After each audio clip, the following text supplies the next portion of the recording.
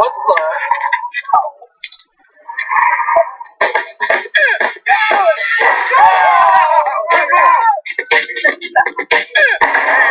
Great if you can make it rain. Now you can with the new Champions of Cash Scratch Off. Download the New York Lottery 3D app, select your sport, and scan the ticket to play in 3D for a chance to win $25,000. Take your game to a whole new dimension with Champions of Cash.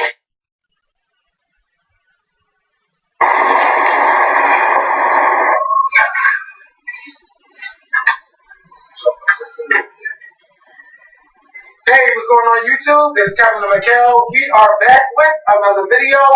I hope you guys had a great weekend. I enjoyed my weekend, and I went out to First Friday night, and I had a freaking blast. So shout out to Eddie, shout out to Brandon, shout out to the other Eddie.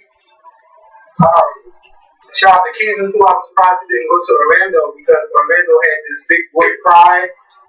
He was supposed to go, but he did not go, and I was just so surprised to see him there. But all in all, First Friday was fun, and I really loved being in the basement because it seemed like the music be popping more in the basement than it do up top. So just shout out basement up where? Warrior at First Friday. I had a really, really good time. And I had random conversations with people. But yeah, that's me. But it's this spot. Don't do it. It's this spot across the street from Warrior where they had some good ass food. And I mean, I told them chicken fingers, and they sell chicken by the pound. I've never bought chicken fingers by the pound before. But we had that, and they had different types of dippings and things like that. It was really, really good. So, if I remember the name, I'll shout y'all out. But it's right across the street from Boyer on 13th Street between Walnut and Locust.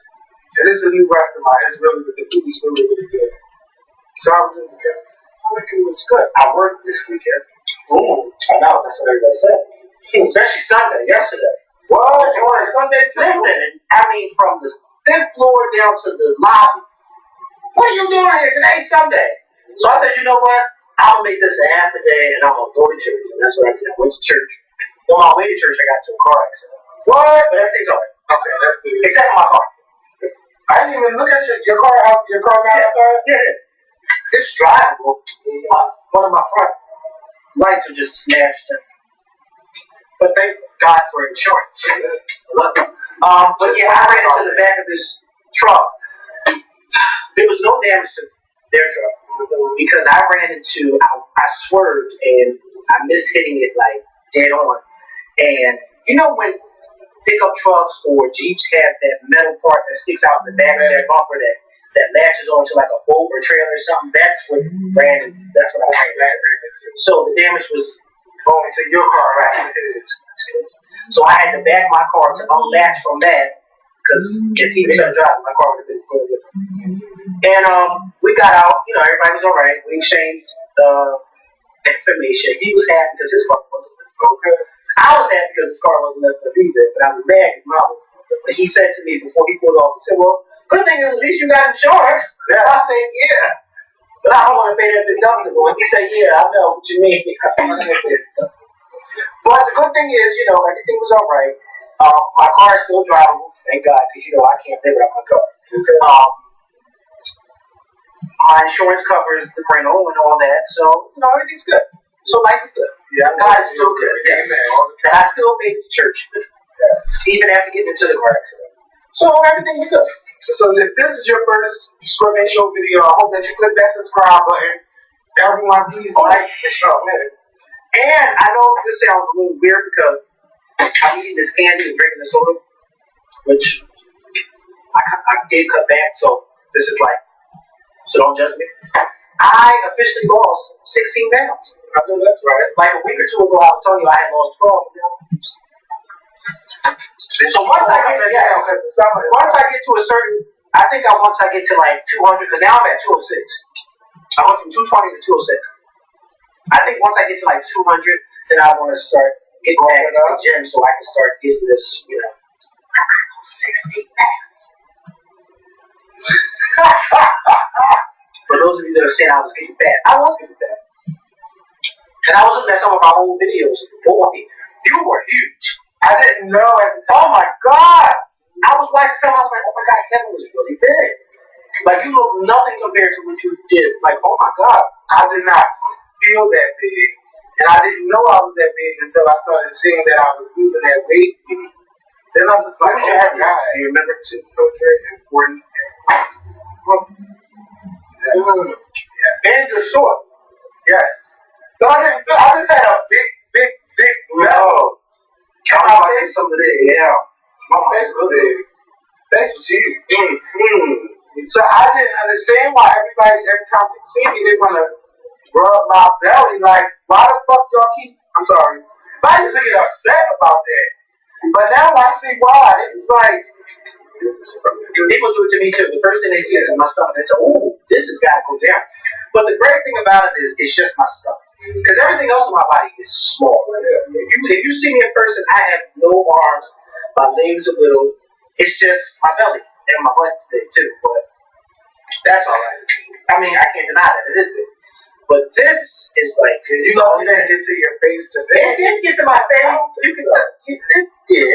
I can tell from old pictures and stuff. It definitely got to my face. But it didn't get to my face in a bad way. And I think what I like to do is I like to hide it sometimes and grow out my beard and then, you know. I told you that beard can be a shield sometimes. It can. Yeah. So sometimes you see me, but I'm going to cut it down soon. I think next month it'll come down and then, yeah.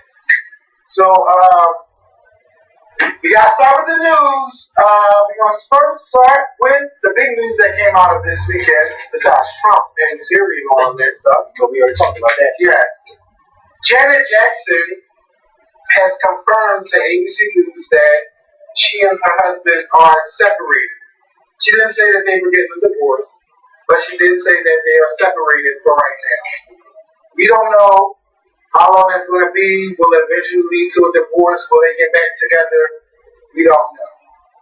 When somebody tagged me in it on Instagram on Saturday, I just was like, whatever. Because she has so many rumors about her. There's rumors coming out all the time. And recently it's been about the girl that was claiming that Janet Jackson was her mom and that James DeBarge was her father and this is her grandmother and all this and that. And they were going on Inside Edition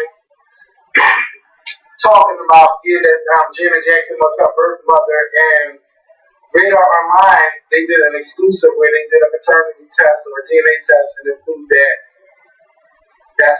they're not related at all. So that was a lie. And Janet has always been dealing with this woman of a child. She's never addressed it. To my knowledge, she's never addressed it.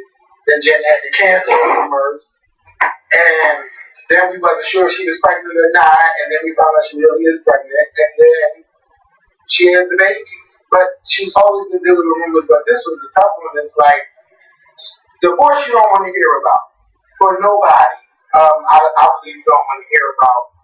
But, the thing is, I don't know anything about Janet's husband. I don't know nothing except for he's a billionaire, he's from Qatar, he's like this big, he is a prince or something like that. I heard he was a prince, and that he really wanted to have a child, so his child can be an heir to what he leaves behind.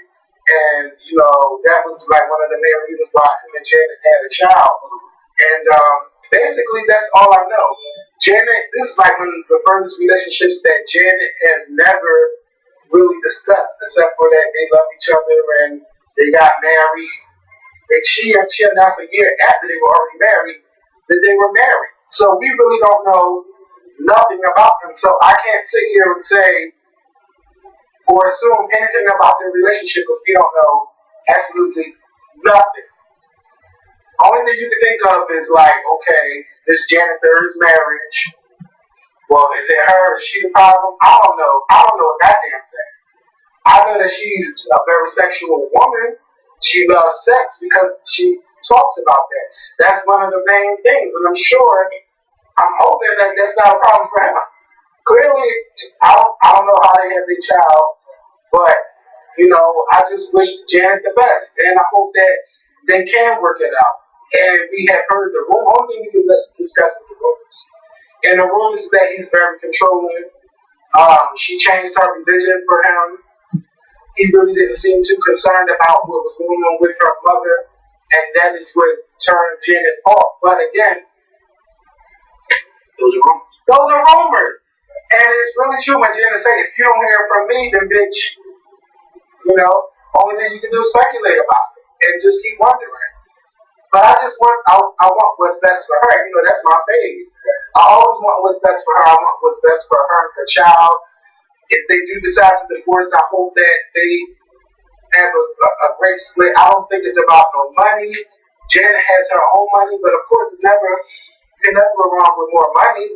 But I don't think that's the reason for her marrying. And so many people with all of these memes about she gets $500 million. How do people know what's in her prenup? How do y'all know that? How do y'all know? Talking about $500 million that's add. Oh, well, he has. If he's a billionaire, she gets half after 5 years. I doubt it. But the child will be well off. He has both parents that has a lot of fucking money, and he's gonna be okay. And it shouldn't even be about that. If they're not happy, let them split. Anything you want to say on that? Well, I think that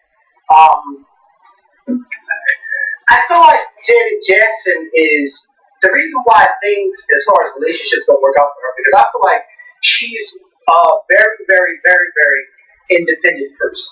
And I think that she's one of those, and I think I'm kind of like seeing that for myself a little bit. And I think that she's one of those people that she's like, listen, I got you, I have you, but I really don't need you. I really don't, I do fine by myself.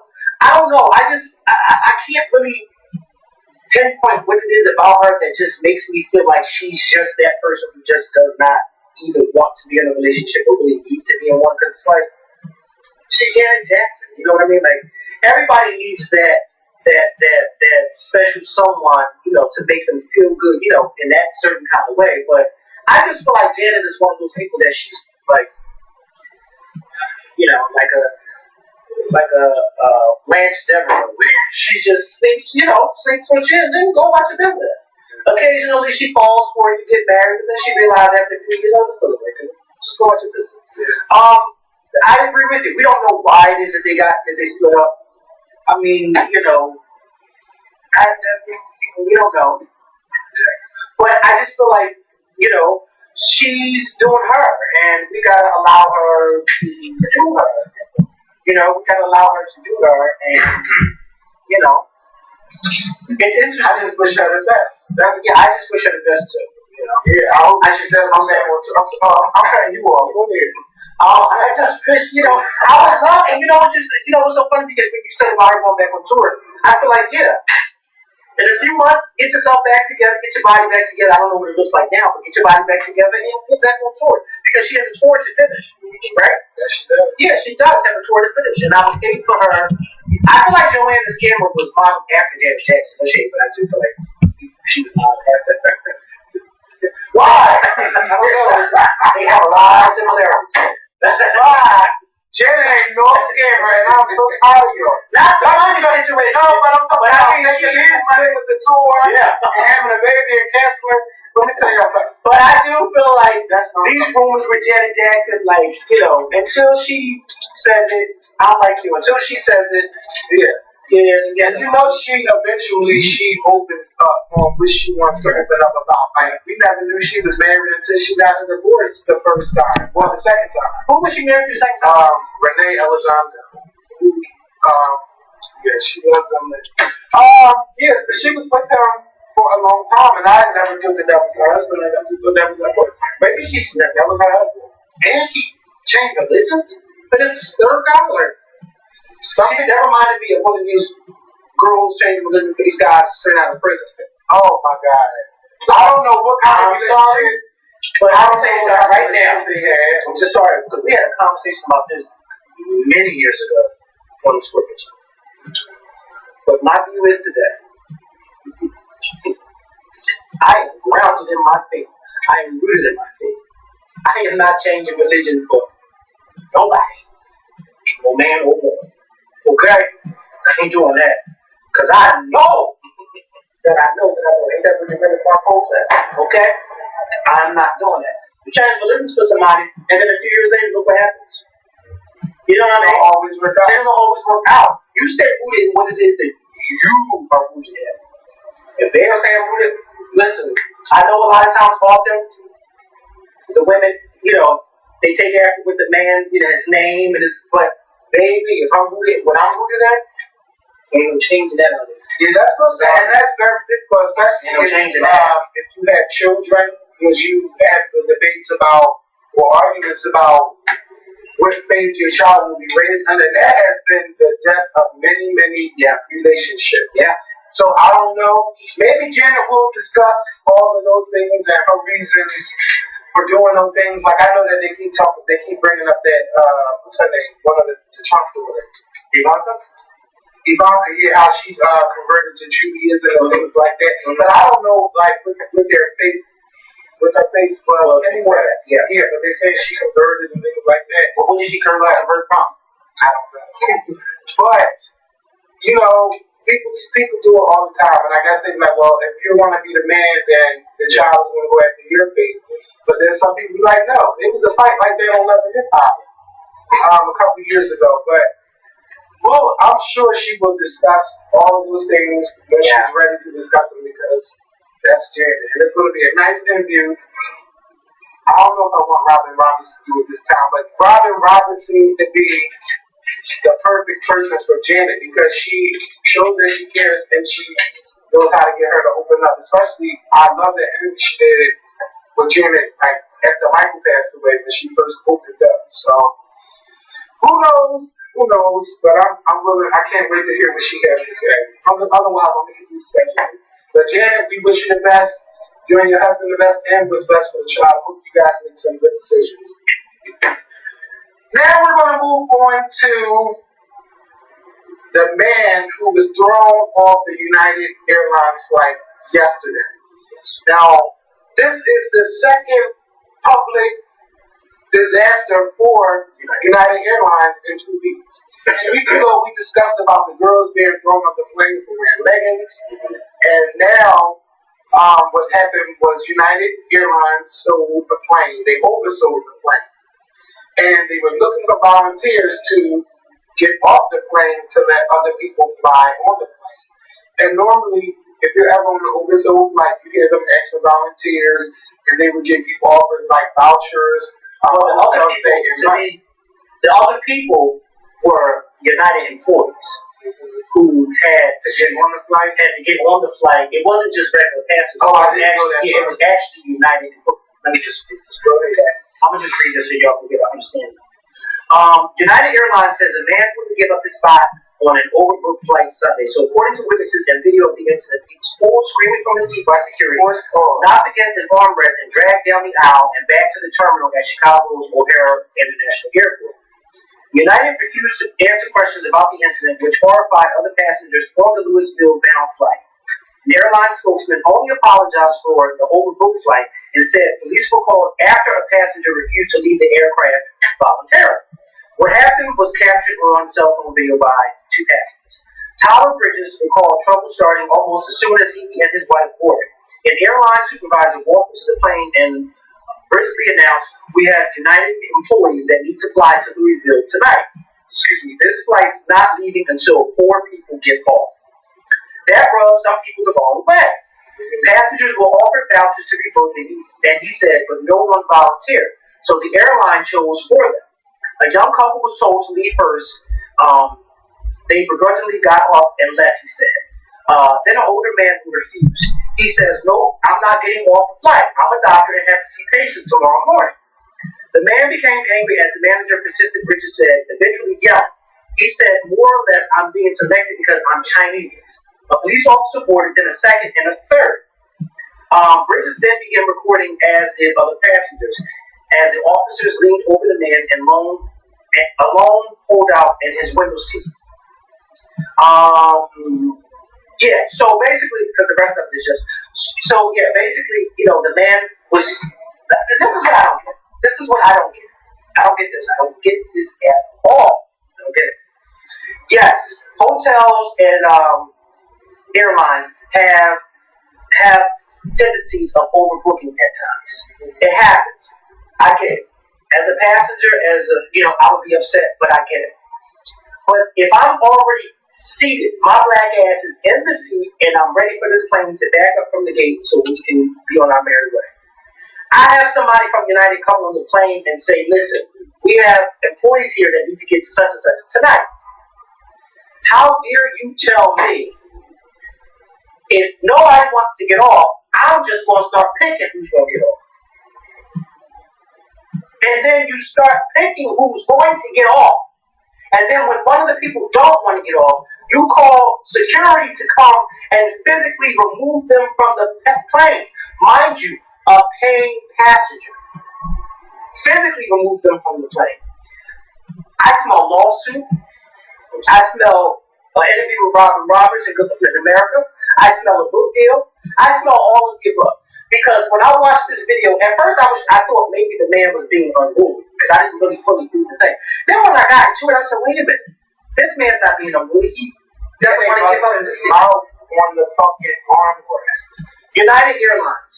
Now, let me just say this. I flew with you guys this past December when I went on my cruise. And, I had a wonderful time with you guys. I didn't, nothing was bad. There was a little issue coming back home, but that wasn't your fault. That was Mother Nature's fault. And your staff was actually very, very good with making sure that my group and we were able to get on, the next flight. So I don't have any complaints. But what I will say is the things that I've been hearing in these past few weeks or past few months is giving me alarm because now I don't know if I want to book with you guys in the future. Because this right here is not cool at all. I am a paying passenger and I'm in my seat and you tell me, well, if you don't get up, if none of you volunteer, I'll just start picking it for you. We'll have to find I think that's their policy to do that. Why don't y'all have a van? Or why don't y'all have another charter flight to fly these people on? Exactly. They should have been on the next flight. You know what I mean? To Louisville or wherever they needed to. What if I'm going on vacation? So I gotta get up because y'all, I don't get it. Yeah, every time I've heard that our flight, because I flew plenty of times where the flight was oversold, people volunteered because of the amenities were coming with oversold flight because they get that call, they get their cash, and get another hotel stay, or maybe they're already ready to go home anyway, and they get a free flight on. Right. So, and sometimes they got the next day. Yeah, I might get another two. Yeah, but sometimes I be ready to go home. If I feel like my stay in Atlanta was long enough, bitch, come back and get me because I'm staying one more night. I want to go all the way home. Yeah, but United, that was just wrong. Right. And those passengers, those employees, maybe y'all should save a certain amount of numbers for employees that might need to fly, and y'all need to keep track of how many seats y'all selling on a plane. And to prevent this from happening, I think it should be mandatory that when you buy a ticket online, that you should pick where you sit right away on the plane. I know that Southwest, I normally fly with Southwest, it's not an issue. They be like, listen, you can only sit wherever. Yeah, that's what I thought about. Yeah, they be like, all seats on this plane have been sold. So no saved seats or none of that. You shit out the seat and sit down. But when it's sit anywhere you want, people they just be doing the most sometimes. Yeah. Just make it easy and convenient and let the person get in and sit there. Okay? But United Airlines, I'm just boycotting y'all. This for all the things that's been on, I don't fly with y'all anyway. And the only reason why I would get on a United flight is if somebody paid for my whole ticket to get on the United Airlines. Now let me ask you a question. Why don't you fly with them? What is it about them that you don't care? First of all, on any airline where you gotta pay to put your baggage on the plane is not for me. Isn't that most airlines though? Except for Southwest. Well, that's the only airline. But yeah, and that's the only one I fly. Well, I'm thinking like you were about to say there are a ton of airlines. Yeah, Southwest are the only airline. Delta is a good airline too. Delta is really, really good. And they're very part. From every time I get on Delta flight, it's never been. I've never had an issue with any airline, to be honest with you. And I've flown with American, I've flown with United, I've flown, I think, with Delta when. Okay. flown with Delta, United, American, Southwest. That flight that I used to fly to Atlanta. Who was that airline? That was Air Train. Air Train was my thing. All our business, they did Southwest Florida. Yeah. So I flew with those airlines, and I've never had really a bad experience. And I don't want to jinx myself, but I just never really had a bad experience. But I say that to say because, I mean, they all charge you. Yeah, but I used to fly with Air Train and pay the $20 only because they would upgrade your seat. No, not even that. And you could upgrade for like $50 to first class sometimes. But they really had low airfares, and they were really cheap versus the other ones. They did. And I never had any problems with Air Train. So going with Southwest and them buying them, it was just good for me all around. Because now bags fly free. I can sit where I want. If I want to get the early bird, all I gotta do is pay $12 more to get on the plane before everybody else, so I can make sure I got that window seat or that aisle seat, whichever I prefer. Wouldn't it be great if all airlines did what Southwest did with let bags fly? Well, then again, I can actually fly up because of the fuel and all that. And then you sit where you want. I think you sitting where you want is a big thing for me. Like, sometimes I want to have most of the time, I want to have window seat. I don't want to be in the middle of two people. I just don't. And if I can't have a window seat, I would prefer the aisle seat. But I would really prefer the window seat. Yeah, because I can just lay my head on the table or look out the window. Yeah. I really don't look out the window like I used to before. I take my sleeping pill and I be knocked out. This big phone. And then sometimes the sleeping pill be so good, I wake up, I'm already in the air. Like, bitch, I didn't even know the plane to go. So, but yeah, United, y'all got a lot of explaining to do, and this guy, and he's a doctor too. He's better too. And then he can say, I didn't even get a chance to work because I had to go see a doctor about them busting my head. And you see the way he just fall out as they were dragging him? Yeah. I said, yeah, he was raised by a black woman. That's what I'm saying. When he hits you, just fall out. How about even back? Fall out. Don't even fight back. Just fall out. And everybody on that plane should get their money back for paying. And the white woman was yelling and screaming for him. Like, oh my God, what you did to him? That's right. That's what they did to me. Especially when they got them on your side. Yeah. So this is the end of this video. So I hope that you subscribe. If you didn't like, why? Because I want to make it too. Please like and share. If you didn't, please share, like, and subscribe. So we're going to get on over to part 2. We'll see you on part 2.